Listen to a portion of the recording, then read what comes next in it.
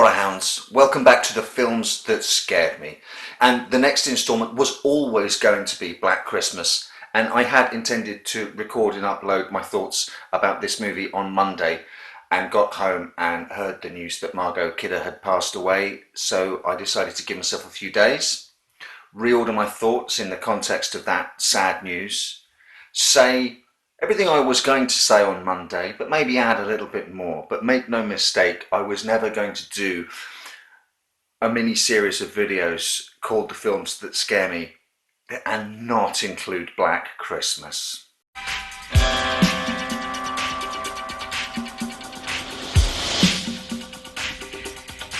Maybe a couple of Christmases ago, I've reviewed Black Christmas and its 2006 remake, so I'll link to that in the description field below if anyone wants to hear my extended ramblings on an excellent sort of proto or original slasher, or one of the godfathers of slasher movies, whatever you want to call it.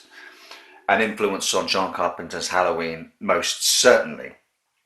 Specifically for this series of videos and about films that scared me and why they scared me, a theme that appears to be coming up again and again. I talked about the implications of madness in Psycho. I talked about the complete abandonment into madness of the Texas Chainsaw Massacre, and the same theme crops up again here with Billy, the antagonist of Black Christmas.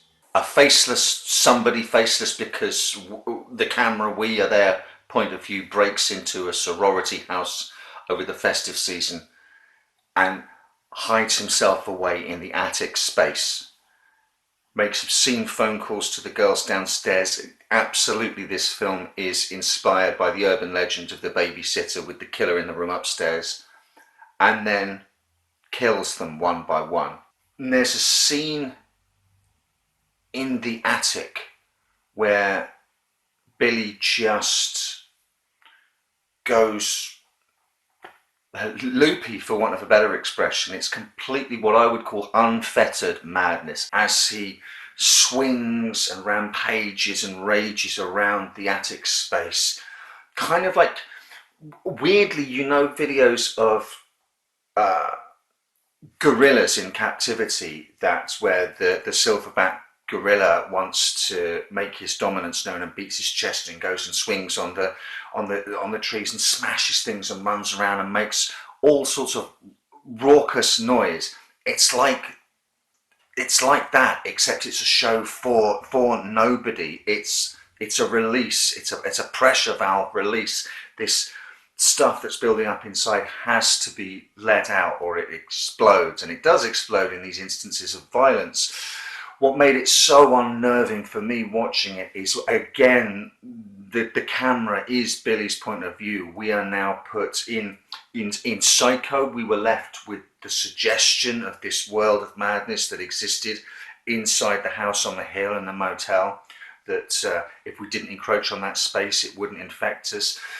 Into the Texas Chainsaw Massacre, we were invited to the dinner and to sit around the dinner table and watch that family's reality, what we would call insanity. In Black Christmas, we are put in the point of view headspace of the killer, Billy, and getting under sort of his skin in that way. Inside his head, we see what he sees. He's just a little too close for comfort for me. Added to that are the obscene phone calls he makes to the girls downstairs, the calls he makes from inside the house. Taken from Wikipedia, the audio for the disturbing phone calls was performed by multiple actors, including actor Nick Mancuso and director Bob Clark. Mancuso stated in an interview that he stood on his head during the recording sessions to compress his thorax and make his voice sound more demented. Strange or distorted or multiple voices coming from the same throat always wigs me out. It does in The Exorcist, it does in Session 9, it did in the Mothman prophecies that I've talked about recently, and Black Christmas is absolutely no exception. This sort of direct line into the madness of Billy and the multiple personalities he exhibits, and the possible hints at these people who have been part of the traumatic event that has caused him to. It's just the all questions without answers, and that's ultimately one of the scariest things about Black Christmas. You can't explain this kind of insanity or this kind of evil. You can't package up that sort of force. That idea was repackaged really effectively within the shape, no pun intended, of Michael Myers behind that mask. The notion of what on the outside looks like a man, inside is something completely and utterly unknowable. Here, in a much more scattershot way, because we're not even really allowed to see the physical form of this person, not in totality anyway. We're not even allowed to package this psychotic, deadly force into the form of a man that you could potentially, even though you know it is a man, because you see his eye at the door in one of the most terrifying shots in any film I've ever seen, ever. It was the eye at the crack of the door that ultimately did it for me. And context is king. I stumbled across Black Christmas when I was staying for Christmas at my mother's house, and my brother and his wife were also there, so they got the spare room and I was staying in the front room where the telly was, and they'd all gone to bed and I wasn't tired. Oh, there's a horror film on Black Christmas. I wonder if that's any good. So I was away from home.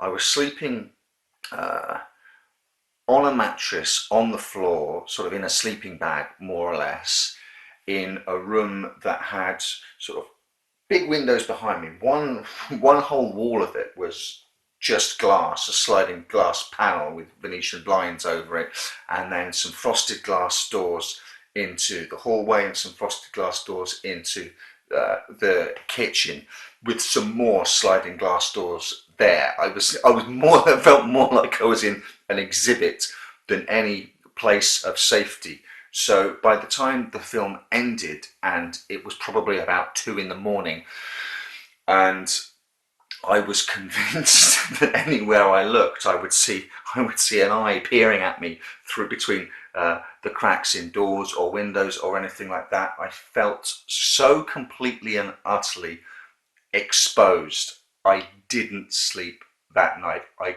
couldn't sleep that night. I was, without word of exaggeration, for the rest of the night, utterly terrified. I did not feel safe in my own bed. It wasn't even my own bed. I didn't feel safe. So now I just want to leave with this thought. One of the reasons Black Christmas works so well, and that the extravagant or more showy aspects hit home, is because the film is grounded by a cast of amazingly well realised characters. Later slasher movies, and slasher sequels in particular, are guilty of presenting a group of thumbnail sketches who are practically lining up for the chop. That is part of their charm. It's part of the self-reflexive nature of later slasher movies, one of the accepted tropes. But the ladies in Black Christmas are well written, well realised, and well acted. Margot Kidder's turn as Barb is a real standout in the movie. And it's because you believe in these young ladies and you care about them, and they're rough around the edges. Some of them are nasty, some of them are bitches, some of them are really nice, some of them you pull for, some of them you think, Jesus, I would not like to share a house with them. They're real people, and so when they get attacked, it's not just an excuse for a gore FX, it's murder, and you feel it, like you're supposed to. It's said that Black Christmas inspired in part John Carpenter's Halloween, And we can only assume that one of the lessons that John Carpenter and Deborah Hill learnt from Black Christmas was the importance of great characters rather than just great victims. Halloween 2 presents us with a group of believable young women who we genuinely care about. I'm not whistling in the wind here when I say that whilst Black Christmas kind of got forgotten in the wake of the enormous monster that was Halloween, Margot Kidder's Barb in Black Christmas also got forgotten in the wake of Jamie Lee Curtis's completely understandable ascent to the heights of screen queendom. Should have thought of a better way of saying that, or fixed my teeth in a bit better.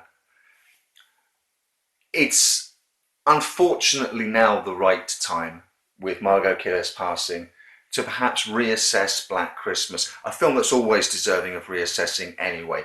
It's gaining more momentum, more traction, more people are finding it, more people are going, hang on, this is fucking brilliant.